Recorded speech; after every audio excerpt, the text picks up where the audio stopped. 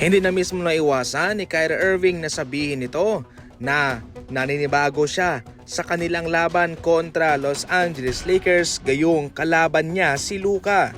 Siyempre maraming taon na nagsama ang dalawang ito at maski ako man ay siguradong maninibago. Ayon pa kay Kyrie Irving, awkward daw na makalaban itong si Luka. Natalo mga idol ang Dallas Mavericks kung saan sila distracted.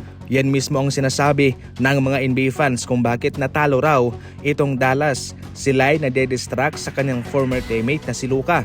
Pero mga idol, kung ating titingnan ang stats ng ibang mga Mavericks player, si PG Washington 0 points sa loob ng 35 minutes. Samantalang si Edwards, yung kanilang center, ay 4 points lamang. Si Max Christie 10 points. Tanging sina Klay Thompson lamang at Kyrie Irving ang nagkaroon ng double digit. Si Powell 2 points, si Marshall 9 points at pati si Dinwiddie. Yan ang dahilan kung bakit natalo itong Dallas Mavericks mga idol. Samantalang sa Lakers naman, syempre, hindi sila nakakaya sa triple-double ni Luka at sa maraming nag-aambag din sa Lakers. Ibinigay na ng mga Suns player ang kanilang makakaya para sa kanilang laban kontra Memphis Grizzlies kanina mga idol, pero bigo pa rin sila. Itong si Ja Morant nakascore ng 17 points sa kanyang 29 points sa fourth quarter at sa overtime.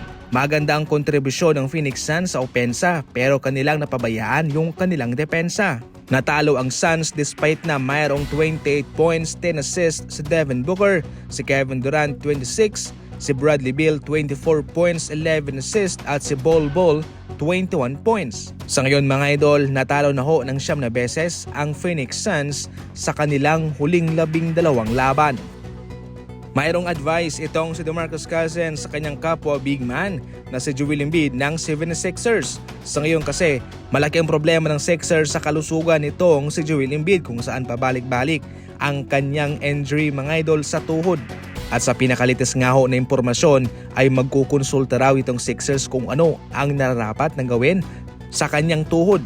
Ayon naman kay DeMarcus Cousins, kinakailangan na magbawas daw ng at least 40 pounds itong si Joel Embiid dahil sa kanyang kalakihan at sa kanyang kataasan mga idol, especially ngayon sa makabagong NBA, ay hindi na raw ito makakatulong sa kanya dahil daw sa status ngayon ng katawan ni Embiid na malaki ay mahihirapan siyang makasabay sa ibang center at mahihirapan siyang makapisikal. Siyempre, napaka-obvious din po na kung magbabawas ng timbang itong si Joel Embiid ay gagaan ang kanyang katawan at hindi na mahihirapan ang kanyang tuhod. As simple as that mga kaibigan. Naging epektibo para kay Cousins itong kanyang advice na ibinibigay kay Embiid dahil siya man noon ay ginagambala din siya ng maraming injury.